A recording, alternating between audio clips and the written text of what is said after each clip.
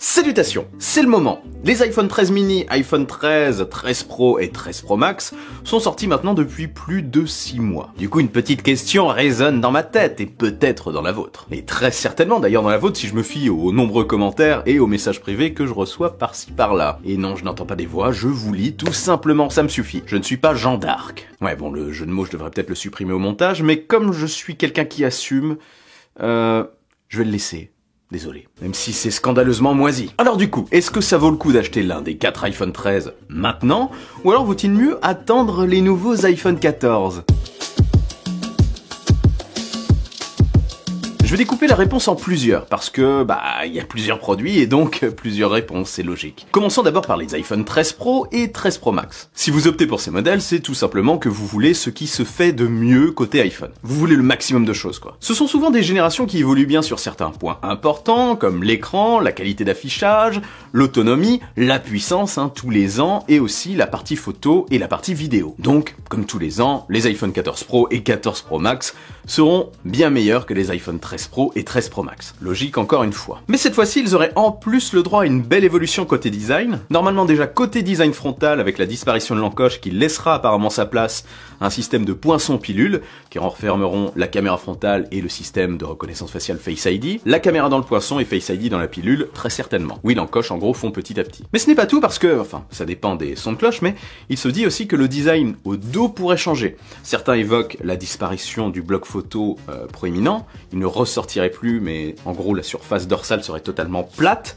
D'autres disent que ça ressortirait toujours. Donc pour ça on est sur du 50-50, donc méfiance. Quoi qu'il en soit, il fera mieux, comme je le disais, côté photo et vidéo, en plus de la puissance, parce que il se dit qu'il aurait un objectif principal, un capteur principal de 48 mégapixels. Exit le 12 mégapixels qu'on traîne depuis des années. Alors donc pour moi, si vous pouvez attendre, je trouve aujourd'hui que ça vaut vraiment le coup d'attendre l'iPhone 14 Pro et l'iPhone 14 Pro Max. Je pense qu'ils vaudront vraiment cette attente. Après, vous faites aussi peut-être partie de la team changement dernière génération décalé, auquel cas vous voudrez peut-être reprendre l'iPhone 13 Pro cette année et à la même période l'année prochaine en avril l'iPhone 14 Pro, si vous trouvez des offres quoi. C'est possible, il y en a certains qui font ça, il n'y en a pas beaucoup mais il y en a certains qui font ça, auquel cas prenez un 13 Pro ou un 13 Pro Max, y a pas de souci. Mais aujourd'hui je vous conseille quand même d'attendre la nouvelle génération des Pros qui selon moi va apporter pas mal de modifications intéressantes si vous voulez ce qui se fait de mieux côté iPhone et des nouveautés que vous prendrez je pense plaisir à découvrir. D'autant plus si vous venez d'un modèle précédent. La disparition de l'encoche ça sera bien visible au niveau de l'écran, s'il y a bien ça. Et je pense que du coup le gap sera plus important entre l'iPhone 13 Pro et l'iPhone 14 Pro qu'il ne l'a été entre l'iPhone 12 Pro et l'iPhone 13 Pro. Le Pro en gros ça va être le dernier du cycle des 3 ans dont je vous parle souvent et ça sera le modèle le plus optimisé de cette gamme en tout cas. Ça sera un modèle abouti et optimisé. Enfin de cette gamme, de ce cycle. Pour les iPhones classiques par contre, là c'est un peu différent. C'est une autre histoire clairement. L'iPhone 13 mini déjà pourrait être le tout dernier iPhone haut de gamme en tout cas vendu par Apple avec ce gabarit. Peut-être qu'il va renaître sous l'appellation SE plus tard, c'est une possibilité, mais en attendant, on va rester sur cet iPhone 13 mini et apparemment il n'y aura pas d'iPhone 14 mini. Tout ça à cause des faibles ventes de ce modèle tout simplement. Donc si vous cherchez un iPhone petit format, prenez un iPhone 13 mini, il ne vous décevra pas. Vous pouvez aussi prendre un iPhone 12 mini, même si, encore une fois, je vous conseille plus le 13 mini qui durera plus longtemps dans le temps en termes de mise à jour. Surtout si le 14 a le même processeur, mais ça j'en parle juste après. Bref, le 13 mini durera plus longtemps dans le temps, vous partez sur au moins 5 ans de mise à jour, voire plus, on va voir. Donc oui, je le conseille, allez-y si vous le trouvez, notamment entre 700 et 750 euros. Là, c'est une belle affaire. Neuf, je veux dire. Il n'aura peut-être pas de successeur, donc vous n'avez pas beaucoup de risques à prendre. Place maintenant au plus gros doute. Je trouve que c'est le plus gros doute. C'est celui que j'ai identifié comme étant le plus gros dilemme. Et il est revenu aussi en message privé. Prendre l'iPhone 13 ou attendre l'iPhone 14 ? Là, c'est spécial cette année. Mais avant de continuer, comme vous l'avez vu en début de vidéo sur la petite bannière, contient une communication commerciale, cette vidéo est réalisée en partenariat avec Rhino Shield, partenaire de la chaîne de longue date, merci à eux. Parce que oui, quel que soit le modèle d'iPhone que vous choisissez, ou même le modèle de smartphone en général que vous choisissez, tous ces petits produits ça coûte cher et c'est fragile, donc je vous conseille fortement de les protéger. Et comme je le dis souvent, prendre une bonne protection, ça coûte moins cher qu'une assurance. Ça tombe bien parce que Rhino Shield, comme vous le savez très certainement, propose des protections d'écran et des coques anti-choc. Lorsque vous mettez les deux à la fois comme je l'ai fait ici, vous pouvez être certain que votre iPhone ne risque pas grand chose déjà, c'est très rassurant. Vous aurez un large éventail de choix, de personnalisation en tout genre sur le site. La Solid Suit d'abord, c'est celle-ci qui protège le tour de l'écran, le dos de l'appareil aussi. Ils en ont pour les iPhones, mais aussi pour 120 modèles de smartphones quand même, notamment des smartphones Android, du Samsung, du Xiaomi, etc. Je vous laisse aller voir. Vous avez aussi la Model X, là on part sur un bumper. C'est totalement personnalisable, on peut personnaliser le tour de la coque et aussi les petits boutons. Donc ça protège aussi en cas de chute, hein. Pas le dos, mais le reste. C'est intéressant si vous voulez voir le dos de votre appareil, hein, tout simplement, tout en le protégeant contre de belles et sympathiques petites chutes. Mais il y a aussi une autre solution, si vous voulez voir le dos de votre smartphone,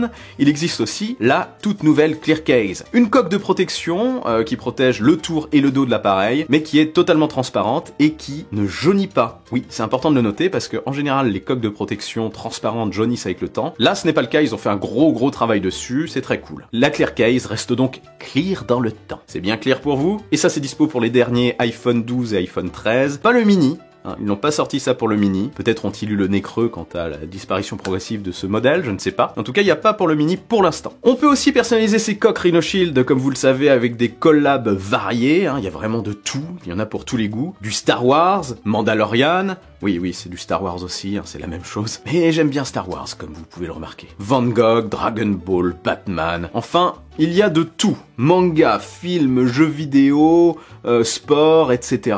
Allez voir sur le site, il y a de quoi faire. Voilà, si vous êtes intéressé, vous retrouverez le lien dans la description et n'oubliez pas que vous avez moins 5% avec mon code habituel annuel Reframe22. Ouais, cette année on est en 2022, donc c'est Reframe22. Si on en croit les récentes rumeurs gravitant autour de l'iPhone 14, j'ai d'ailleurs fait une vidéo totalement dédiée sur le sujet que je mets dans la description si ça vous intéresse. Il pourrait y avoir très peu d'évolution par rapport à la génération précédente. L'iPhone 14 pourrait en effet conserver le processeur A15 des iPhone 13 et 13 Pro. Pour quelles raisons? Encore une fois, je vous laisse aller voir la vidéo dédiée à ce sujet, où j'y partage ma vision du pourquoi du comment. Pour faire simple, c'est pour faire des économies et baisser un petit peu le prix de tout ça, avec l'arrivée du Max.